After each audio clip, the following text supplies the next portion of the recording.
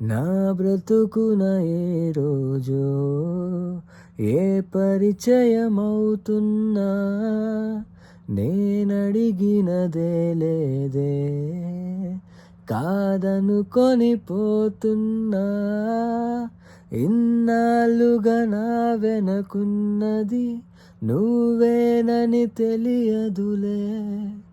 నూరేళ్లకు అమ్మగా మారిన తోడే నువ్వే ఊరంతా మహారాజైనా నీ వల్లో పడిపోయాక దాసుడనైపోయానే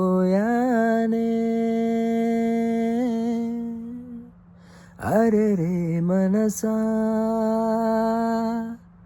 ఇదంతా నిజమా ఇకపై మనమే